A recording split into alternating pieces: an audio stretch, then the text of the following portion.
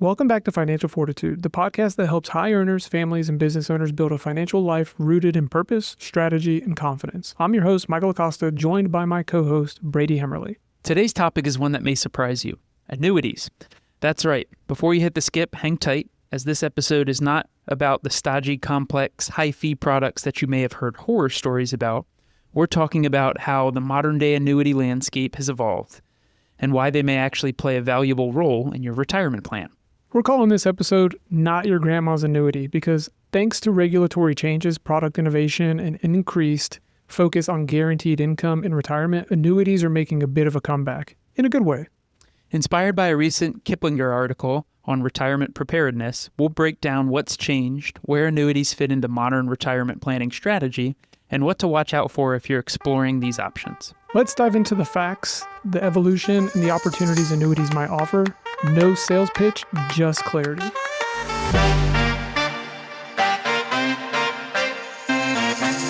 Welcome to Financial Fortitude, a podcast for high earners, families, and business owners. We are your hosts, Michael Acosta and Brady Hemmerly. Each week, we bring purpose-driven financial guidance to you so you can be assured you're on the right path. If you're looking to become an extraordinary wealth builder, let's dive in. Alrighty. Well, Michael, I think this is an exciting topic for us because the word annuity can be a bit of a scary topic depending on who you're speaking with and what their experience has been in the past, and really just depending on where you're consuming information from on retirement readiness, financial planning, investing, etc.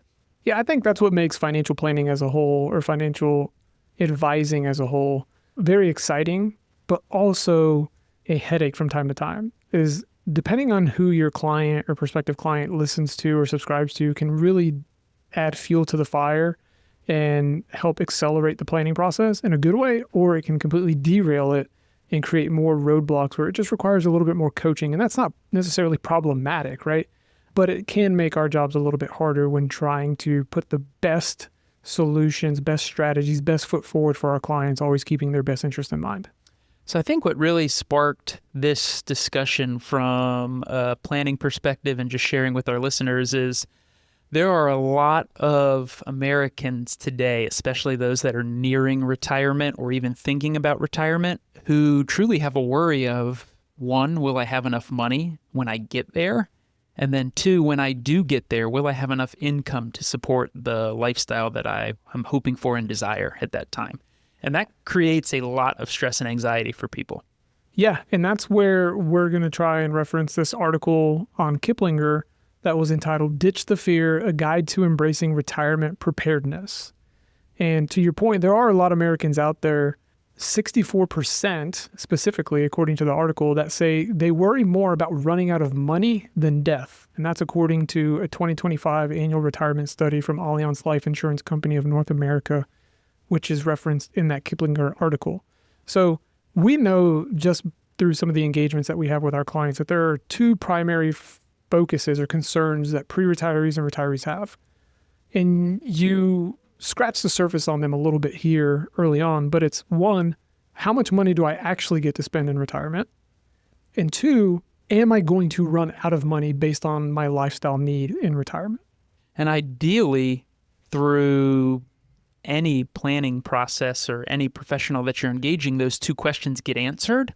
The challenge is it's extremely hard to answer those questions for clients because there's a few things we don't know. Is one, how long are you going to live and how long are you going to need your money? And two, what is your burn rate or actual lifestyle going to look like now, 10 years from now, 20 years from now? And that's just kind of the uncertainty of planning and what makes it just as much an art as a science. If it was a science and we had all of the facts, it'd be easy to say, here's exactly what the numbers look like and here's exactly what you can expect every single year. But it's just not reality for people.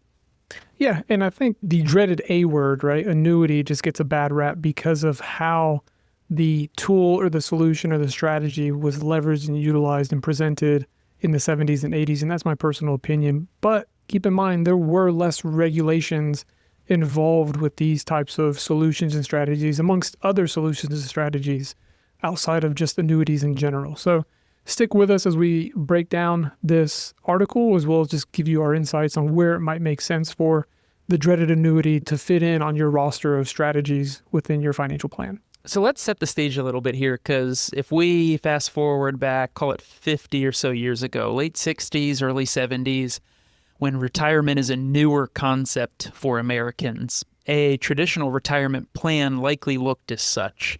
Me, as a working individual for my career, was probably at one, maybe two different companies through my 30-year career. And with those one or two companies, I would have accrued and essentially built a pension system. And when it comes time for me to retire, I can expect, or I know exactly how much my pension's going to pay me. I can expect, or I know exactly how much I'm going to receive from Social Security. And those two sources are likely going to make up the majority of the income that I'm expecting in retirement. And that's great news for me because both of those sources are guaranteed, right? They're not going to run out. And if I had done a good job of saving and investing along the way, I may have had a retirement portfolio or even just brokerage account of some kind that would complement those two sources. Absolutely. Now, fast forward to today, what I think all of us know, or at least the large majority of us have experienced, is we don't have pensions anymore, or at least most individuals don't. Very far and few between. Yes, as the majority of corporations and companies have now moved into more so the 401k space, where me and all of my coworkers are responsible for now building our own investment portfolio or building our own future pension. And we have Social Security, but as time has gone by, there has been more and more, I would say, changes to Social Security, when full retirement age is, how much my benefit's going to be. And now, as if we're reading the news at all, a lot more uncertainty on what the benefits may look like. So the juxtaposition or the difference between historically, is, say, 50 or so years ago, the majority of my income in retirement was predictable. The majority of my income in retirement was guaranteed and lasted as long as I would have. But now, for people, the large majority of their retirement is really build your own adventure. And that adventure is, hey, how well have you saved, invested, and planned over your career? Yeah, so if I were to summarize that, the landscape has shifted over that time frame I think you gave of about 50 plus or minus years, from the risk of preparing the worker for retirement to exit the workforce and enjoy their golden years. That risk was taken on by the employer, and then it ended up being pushed, the risk specifically, onto the employees. So not only are the employees taking on the risk of having to do their job at a high level so that they can maintain their job, but they're also now taking on the stress of having to become a quote-unquote very knowledgeable individual on how to best manage their own future retirement money themselves. Precisely. Yeah. Oh, yeah. And I think where the big challenge or change has been is, well, now for most individuals in their 40s, their 50s, and those pre-retirees now in their 60s, their world typically looks like a modest Social Security benefit that provides maybe a quarter or third of their true income needs or desires. And then the rest, right, 60, 70, 80% of retirement income needs and desires now hinge on the portfolio that person, or in this example, me, has built over that time. So you're right. Not only have I risked preparing for retirement, but I've also now got the same risk as I walk through retirement, and say I have to make sure I don't run out. It's on me now, not the company and the pension system that I had built before. Yeah, so let's go through the behavioral side of this, or the psychological side of this, for a little bit before we move on to the next phase of the conversation. But take someone who has a pension through their employer.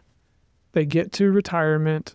One, they're more likely to stay with that employer and to give their best effort. Not always, but more often than not, in my opinion, because of the guarantee and the promise that this employer is making for their future retirement.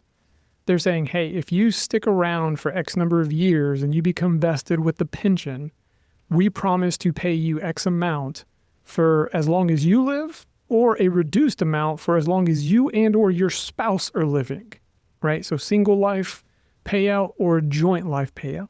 And there aren't many few times within financial services where you can use the word quote unquote guarantee or guaranteed, but when you're talking about a pension, because it is contractually guaranteed that they are going to pay you as long as you meet the criteria within their bylaws or their rules of engagement for that retirement income.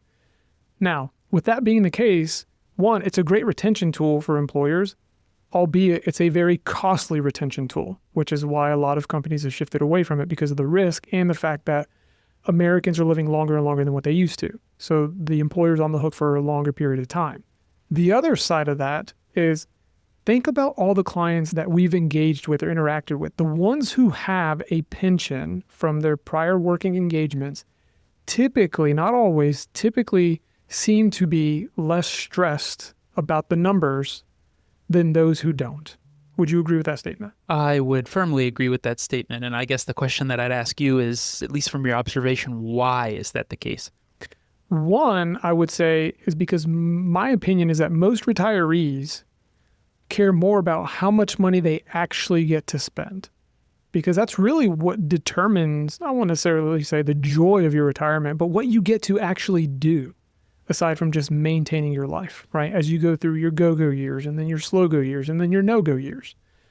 So knowing what's coming in each month for the rest of your life, assuming there might also be a cost of living adjustment that's provided each year, that is a huge stress relief for yourself, because a lot of the times these pensions, depending on how long you work there and how they were designed, can replace 100% of what you were making while you were working in your retirement years, and or be higher in some instances than what you were making while you were working, just based on cost of living adjustments. So when you say most retirees, having that pension or that guarantee in place drives more comfort compared to what? I'd rather have more guarantees and more income compared to a moving target, also known as a safe withdrawal rule, in my opinion, right? And so when I say safe withdrawal rule, it's the infamous 4% safe withdrawal rule, which is basically stated as being, hey, whatever your assets are when you reach retirement, take 4% of that. And if you're going to leave it be as a static 4%, not adjusting each year depending on portfolio values or asset values, if it's just a static 4% from year one of retirement, then, let's just say you had $2 million when you entered retirement. Well, that 4% is going to be $80,000 a year gross.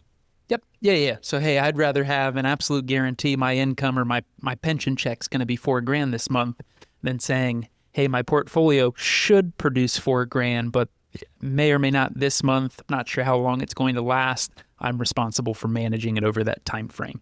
You can see how a lot of those extra stressors, there's 3 or 4 more things to think or worry about to collect that same $4,000 pension check that you're otherwise Correct. getting without any thought.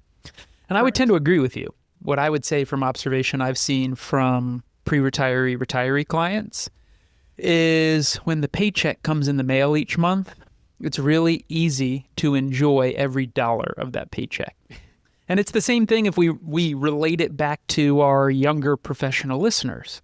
It's much easier for me to enjoy going out to eat, taking that family vacation, spending money on things that I like to do when I know my paycheck from my company is going to clear on the 15th and the 30th.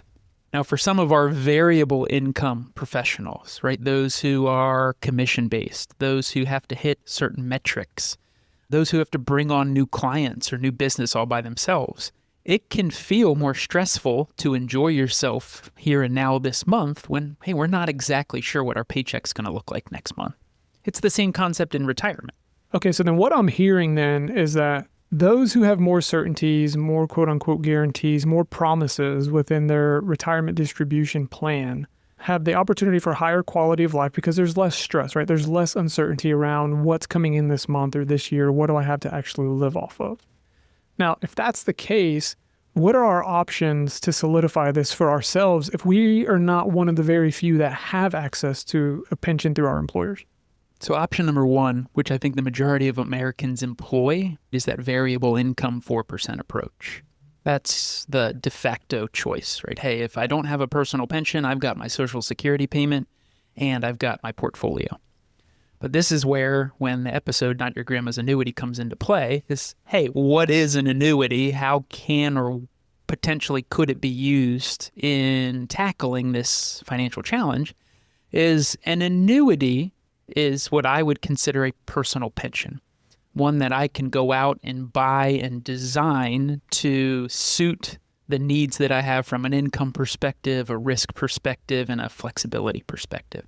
So the effort of our conversation today is to provide a little bit of context on, hey, what is an annuity itself?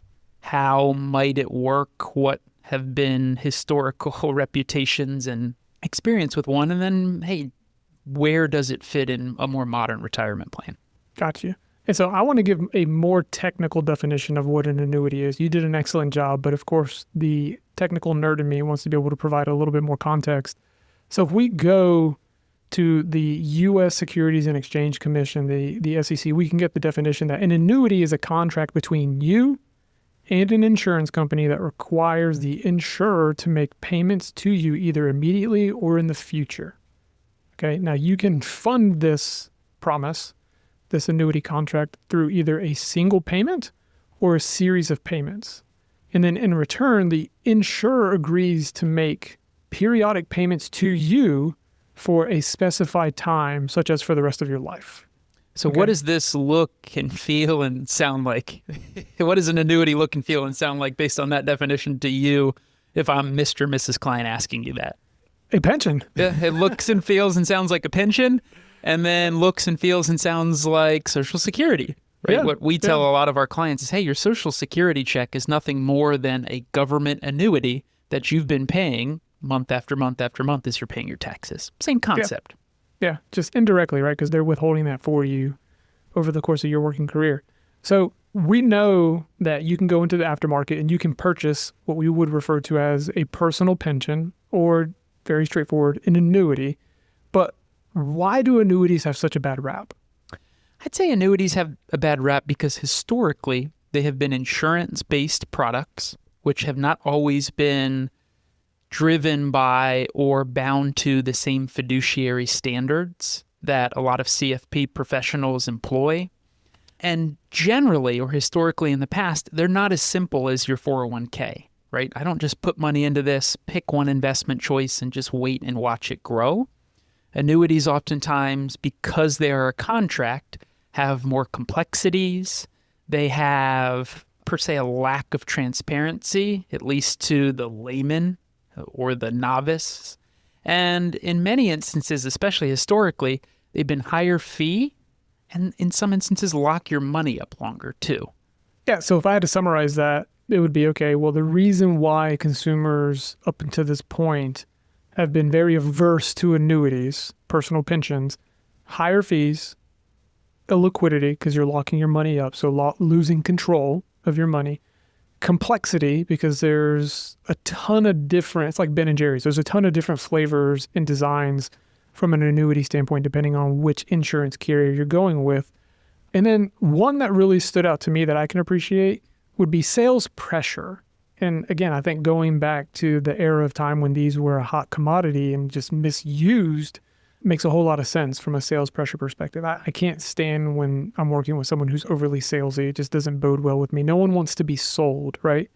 I would rather somebody consult me and help me understand and educate why this makes sense. Sure. And that goes back to one of our previous episodes, one of the very first ones of having the right advisor who understands not only the range of products that are available to people, but then also understands, hey, what problem we're trying to solve first. What challenge are we trying to address rather than jumping straight to, here is a product that may or may not solve a challenge. Which I think is a good segue into breaking down the different types of annuities at a very high level. So we understand the landscape of where annuity might make sense, right? Pension-like income, Social Security-like income from a supplemental standpoint to collaborate with your retirement as well as Social Security. But also understanding that, hey, these do inherently have a bad rap just because of how they were misused and less regulation. A lot more regulation now today, a lot more oversight, which in my opinion is for the better. But they're not all the same. Annuities have evolved over time, no different than the technology that we use, right? Just think about the cell phone. The very first cell phone that came out was more or less a briefcase. Now, we have all different types of cell phones that offer all different types of apps from a smartphone perspective. It's a matter of finding the smartphone that makes the most sense for you based off of how you're going to utilize it and not purchasing one that has a bunch of extra apps and capabilities that you're never going to use. There's a bunch of fluff. So with respect to annuities today, there are different types. You have fixed index annuities, which are more income focused, but then you also have variable annuities, which offer longer runways for generating market-like returns. with the opportunity to potentially turn on income in the future if you put that feature or rider on the contract, as well as registered index-linked annuities, which have become more favorable over the course of the last 2 to 5 years, which are more of a investment-like return strategy with guardrails. So let's break those down at a high level for the listeners. So I think the first one to consider, and what we've been talking through the first chunk of our conversation here, is more income-focused annuities. I am buying or entering into a contract with an insurance company. I'm putting or giving my money to the insurance company, and the expectation is I'm going to take pension payments, right? I might take them right away, what's generally referred to as an immediate annuity, or I might wait 1 year, 3 years, 5 years to collect my income, a deferred annuity. But at the end of the day, the purpose of this pension-like or income-based annuity is to protect a sum of money and ensure that I can spend what I desire for the remainder of my life and or my spouse's life. Now, outside of more income-based annuities, there are what might be referred to as variable or index-linked annuities, where, hey, the primary purpose of this bucket of money is to go in and participate in the market, have or see similar upside potential, but to buffer out or protect against some of the downside risk that the market, like an S&P 500, would have. Right? The effort of an annuity like that is, hey, I can get the market upside with perhaps not as much or any market downside. Now, I may not take income from that annuity. Right? That may just simply be an investment or an investment-like product that I'm putting into place to hedge the risk of the rest of my portfolio or of the rest of my plan, and income may not be a concern at that time. So we almost come to a crossroad, right? And this is where it comes back to, in our opinion, prudent planning, in that there needs to be intentionality and purpose for each strategy that's being deployed. So someone like you and I, younger age millennials, probably not looking at income producing annuities today because of the time horizon that we have, right?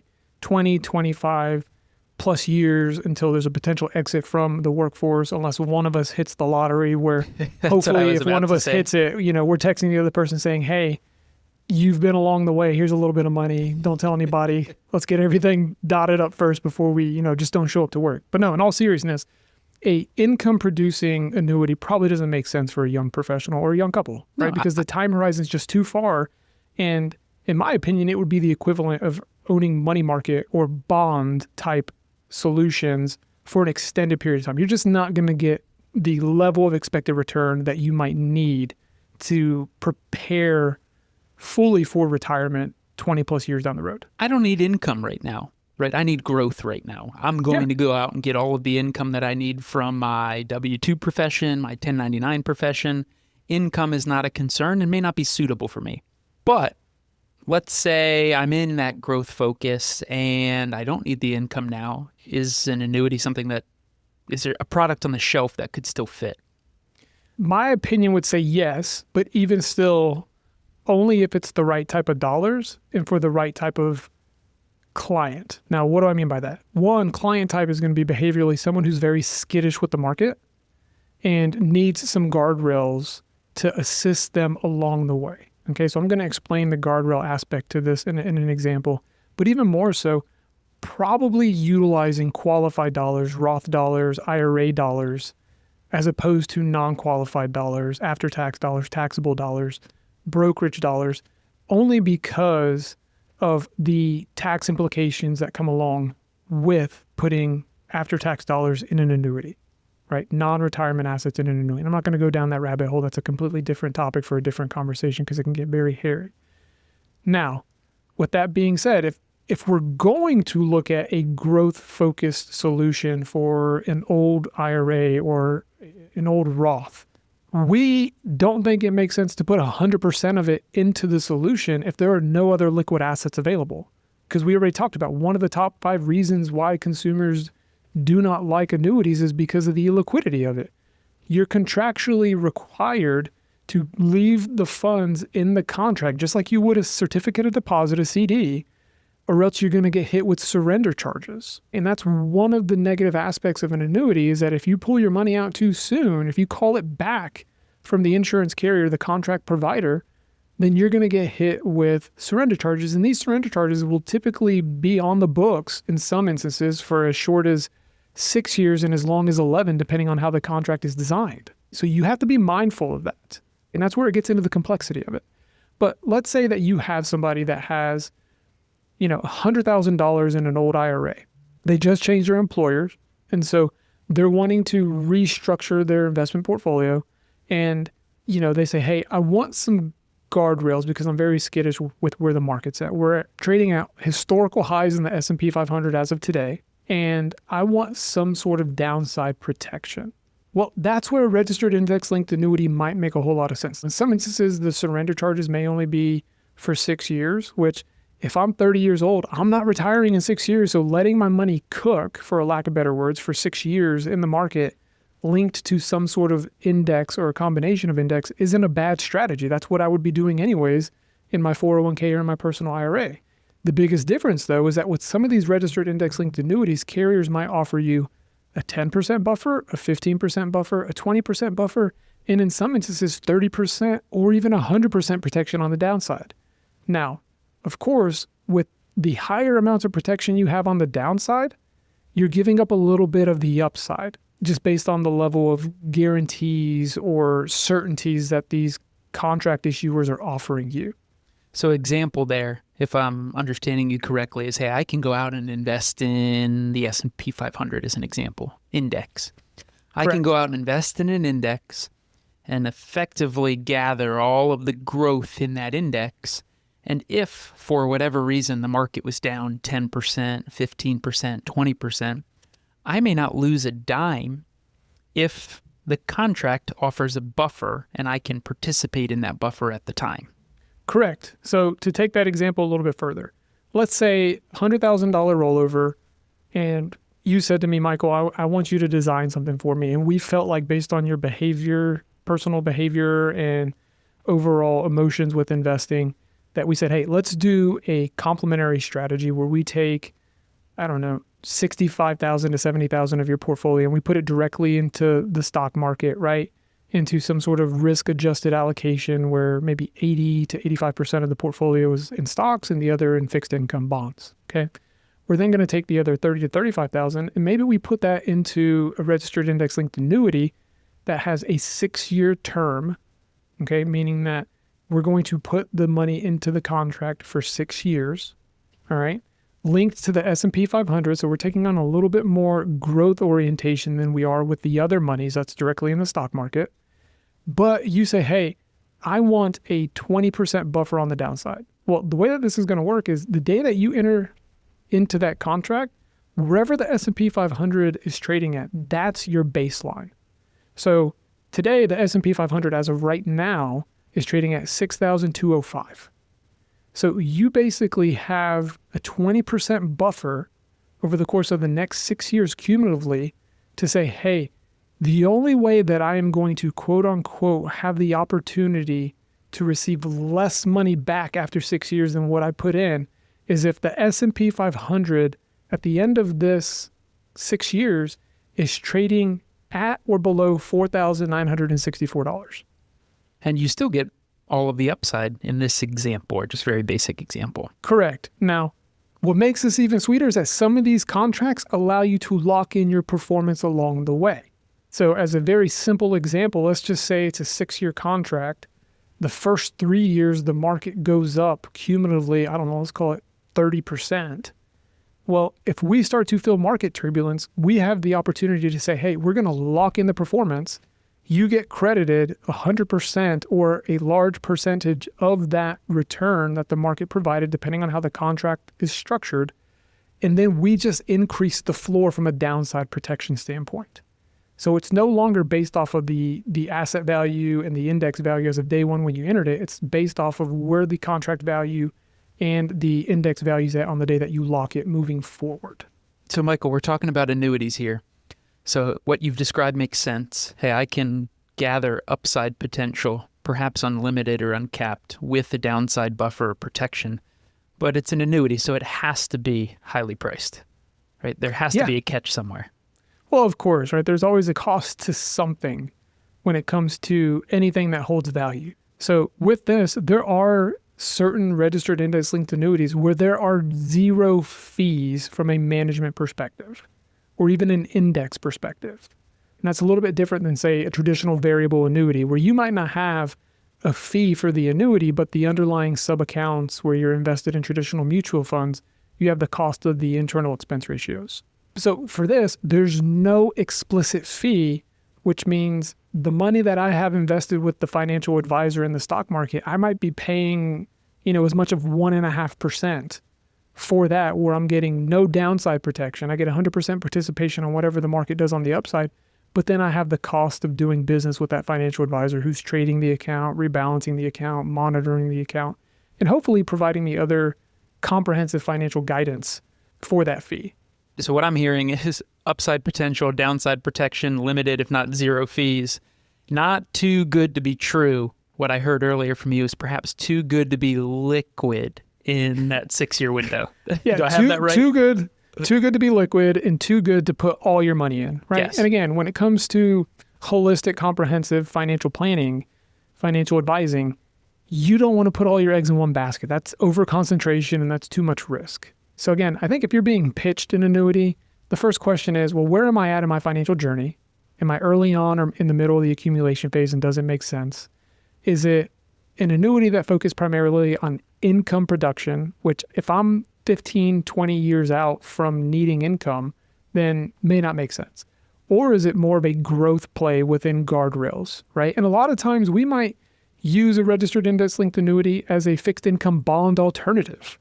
Because typically with bonds, you're going to have, at least in my opinion, some sort of intermediate duration, meaning, for lack of better terms, a maturity date. And so if that's going to be 4, 5, 6 years where you're locking in interest, yields, coupons from these bonds, well, you can do the exact same thing with a registered index-linked annuity, but there's the potential for greater upside because it's linked to an index like the S&P 500, the Russell 2000, or the Dow Jones. And there are others that could be included depending on who the issuer is of the contract. So what I'm hearing then is historically annuities have been very complex, maybe high fee, a little bit of transparency or lack of transparency. But as the industry has continued to evolve and the industry is getting feedback from not only the financial planners, financial advisors, the industry is getting feedback from the consumers saying, hey, we're looking for a product that can fit in different boxes or on different shelves. We're looking for a product that is price competitive, if not even price advantaged. And we're looking for a product that, hey, is the right fit in the right situation. Correct. All right, Michael. So we've gone through an example of the newer annuity in which is more growth focused, right? Hey, we're young millennial clients. We may not retire for 20 plus years. We're looking for all of the upside growth potential, but perhaps there's a little bit of skittishness in the market, or maybe we want to buffer some of that downside away. Registered index-linked annuity could be a great option to fit on the shelf. Now, let's say as an example, I'm a pre-retiree. I'm somewhere between 55 and 60. I'd like to retire soon, and income is around the corner. Now it's, hey, not 20 years. It could be 5 to 10, if not less than that. What product am I looking at? How could an annuity help me here? This is where there are a ton of white papers out there, some provided by Wade Pfau, who is a specialist in retirement income distribution planning, has a PhD, and is very well known and renowned in this space. But this is where having additional guarantees and certainties around what you get to spend each month in retirement for the rest of your life improves the opportunity for increased quality of life, right? What we talked about earlier, less stress, more enjoyment.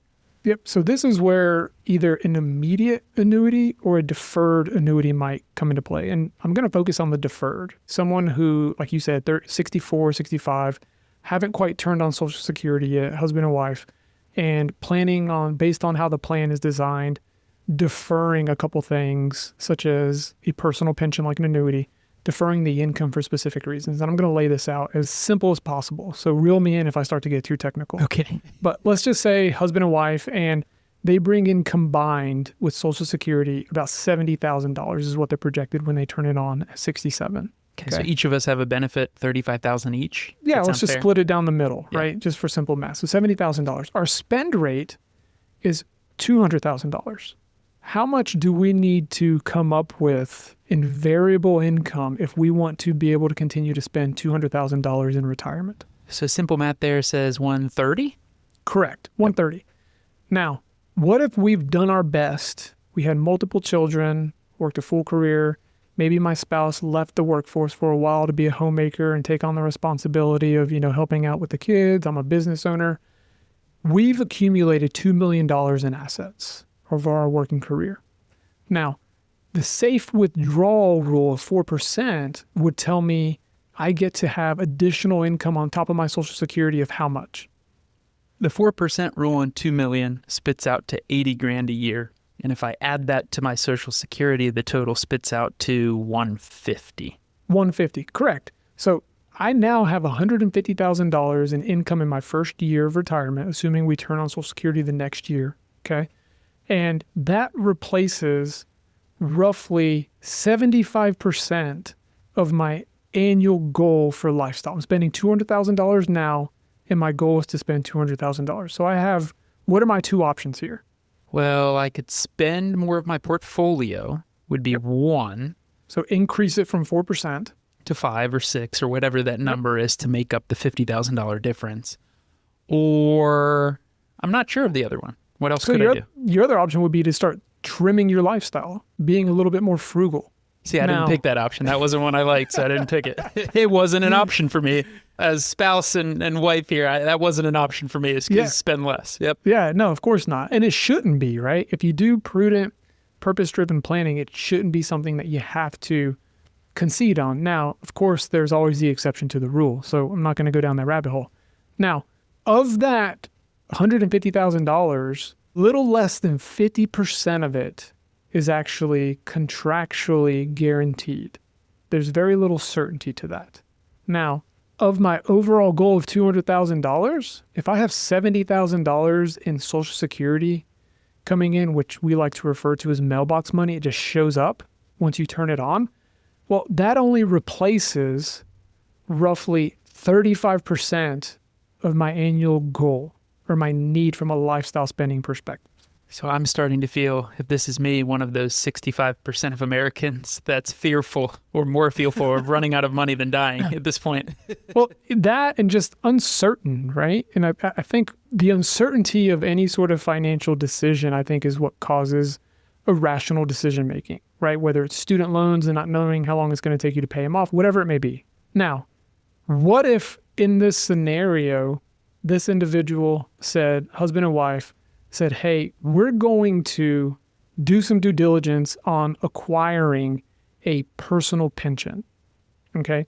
And let's say that we do this at, 64, 65, before we retire, before we turn on Social Security.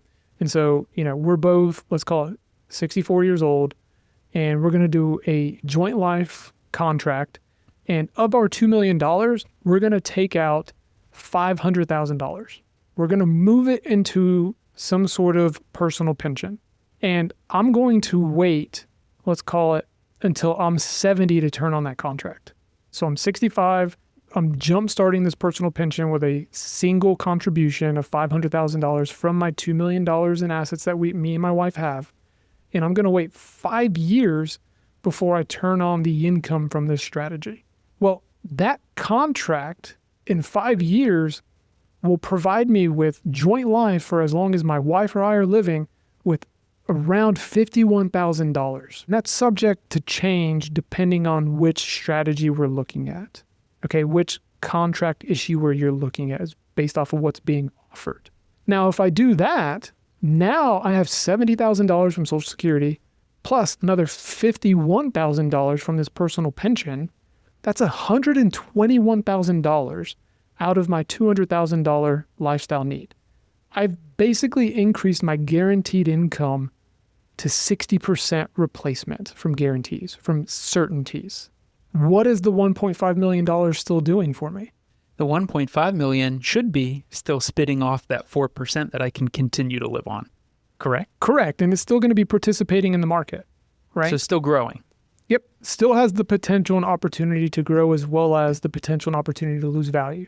Now, if we can generate 4% minimum year over year, right, which is the whole concept of the 4% rule, is that you're generating 4% and just living off the interest, well, that's going to provide you with $60,000 in interest income. So now we're at $180,000 in income. So remind me, where were we before I bought the annuity? Now I can't even remember. Yep. So before we bought the annuity, we had $70,000 in Social Security, and then we had $80,000 in variable income, which brought us to $150,000. Mm-hmm.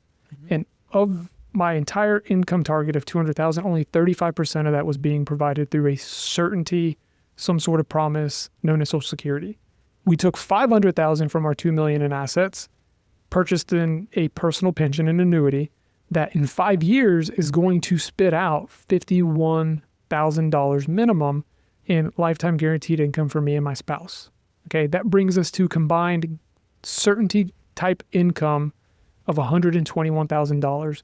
Plus the 4% now on the 1.5 is $60,000. So now we're at $181,000 in income as opposed to $150,000. So we didn't go find new money. We just repurposed the money that we already had. Yeah, that's what I was going to say. We just moved some money around on my bookshelf essentially, and we were able to find more spendable income in total and more certainty or money in the mailbox that shows up in my wife and I's home every month. Correct. And if I were to switch that annuity from a joint life to a single, it pushes up the minimum income to about $56,000 as opposed to $51,000. Right? It's about a $5,000 annual raise for the rest of my life. Right now, the risk to that's a completely different conversation because if I croak before my wife, then she would lose that. Right, but there are protections in place. Now, if I decide that we're going to spend down our assets, the $1.5 million for a couple more years to supplement the $130,000 difference between the Social Security at $70,000 and my lifestyle need of $200,000 in retirement, and let's just say I deferred an extra 5 years, well, now my lifetime guaranteed income is going to be in the ballpark of about $83,000. Joint life for me and my spouse. Waiting longer to turn my personal pension on. No difference than you waiting longer from the time you hit full retirement age to turn on Social Security. Okay. Right? So if you do that scenario, $70,000 in Social Security income, plus another $83,000 in guaranteed personal pension income. Now we're at $152,000, $153,000 in guaranteed income. And then whatever our asset value is in the market, 4% of that is going to fill the gap and will get us closer to that $200,000 mark. So Michael, here's the question that I have is, this sounds fantastic. I've got more total income and I've got more guarantees. What's the catch? The catch is that it requires a lot of due diligence and it requires a lot of proactive planning because it's not a one-size-fits-all.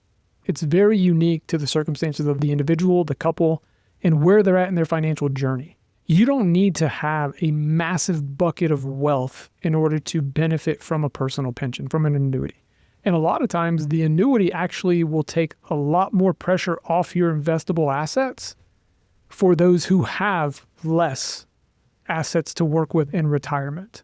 And again, referring back to Wade Pfau, there are a ton of white papers out there that he's done with Nationwide and other providers where the more guaranteed, the more promised income you have, the less pressure that's applied on your market-based investments, which improves longevity of assets. And so we talk about having paychecks and playchecks. The paycheck is to provide for your bare minimum lifestyle needs. The playcheck is for you to be able to spend time with the grandkids and the great-grandkids and your children and to travel and to pay for vacations and, juice the grandkids up with sweets and then give them back to the parents when you send them home. Again, the sounds experience. Like it hit close to home. It's not a one-size-fits-all. It requires a little bit of due diligence. And hopefully you're working with the right advisor that's taking the time to educate you and not doing what a lot of us don't appreciate, which is just being overly salesy. Yeah, and I think the thing to consider there is exploring options. Depending on the provider, depending on the firm, there's going to or could be a stronger nudge in a particular direction. And to be frank, the investment-specific manager is going to have a natural bias or nudge you towards what might be more investments, whereas the insurance agent or the contract provider may nudge you or encourage you more so to look at the insurance-based contract. But as we always talk about on this podcast, hey, putting the right chunks of money on the right shelf of your bookcase and having a total balanced strategy, no matter where you are in your financial journey, generally leads to the best outcomes, right? There's not a one size fits all, and there's not a single stamp that's best for everybody. Correct. Everything is situational, and I think it's a lot like we've referred to this in the past, playing chess. You have different pieces on the board that offer different utilization and unique ability, and it's a matter of knowing when to leverage that specific piece on the board to put you in the best potential position to win, right? And winning looks different for everybody. That's the other big piece to consider. Correct. It looks different for everyone, and if you're someone who owns an annuity, that doesn't mean that you were swindled or that you made a bad choice, right? Because it could very much, in fact, align with your overall needs and expectations and the design of the financial plan. Now, if you own an annuity and you have questions, we would be more than happy to review it for you at no cost to you. It just might require collecting additional information from you, and then we can make that assessment and then provide a complimentary consultation just to review our findings. So, Michael, while annuities may still come with some baggage, the new generation of products offers features certainly worth a second look, especially for those looking to reduce retirement income anxiety or perhaps look for some downside protection. And if you're navigating retirement planning and wondering how to build a steady paycheck that lasts, annuities might be one of several tools worth evaluating. Just make sure you've got an advisor in your corner who understands how to use them properly and where they make sense. Again, if you're focused on deriving income, you're going to want to use an annuity more often than not that provides highest potential income payout. If you're looking for a better risk-adjusted return with some downside protection and the opportunity to lock in performance along the way, then something that's more focused on growth like a registered index-linked annuity or even a variable annuity might make more sense. And thanks again for tuning in to Financial Fortitude this week. If today's episode sparked some questions, or if you're curious about whether an annuity could fit into your retirement plan, visit us at www.genesiswealthplanning.com or connect with us on LinkedIn. And as always, subscribe, leave a review, and share this episode with someone who's serious about taking control of their retirement future. Until next time, stay strategic, stay informed, and stay fortified.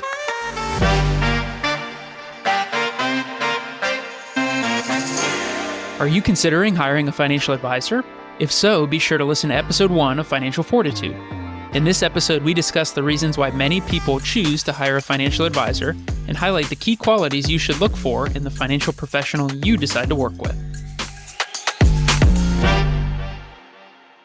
This podcast is for informational purposes only and is not to be construed as tax, legal, or investment advice. Although the information has been gathered from sources believed to be reliable, please note that individual situations can vary. Therefore, the information should be relied upon only when coordinated with individual professional advice. Guest speakers and their firms are not affiliated with or endorsed by Park Avenue Securities, Guardian, or Genesis Wealth Planning LLC, and opinions stated are their own. Guardian, its subsidiaries, agents, and employees do not provide tax, legal, or accounting advice. Consult your tax, legal, or accounting professional regarding your individual situation. All investments and investment strategies contain risk and may lose value. All scenarios and names mentioned herein are purely fictional and have been created solely for educational purposes. Any resemblance to existing situations, persons, or fictional characters is coincidental. The information presented should not be used as the basis for any specific investment advice. Michael Acosta and Brady are registered representatives and financial advisors of Park Avenue Securities, LLC, PAS. Securities, products, and advisory services offered through Park Avenue Securities, member FINRA, SIPC. Financial representatives of the Guardian Life Insurance Company of America, Guardian, New York, New York. Park Avenue Securities is a wholly owned subsidiary of Guardian. Consolidated Planning Group, Inc. and Genesis Wealth Planning, LLC are not affiliates or subsidiaries of Park Avenue Securities or Guardian. Michael Acosta's California Insurance License Number 0M50974 and Brady Hammerly's California Insurance License Number 4353077 7237198.13 expiration 827.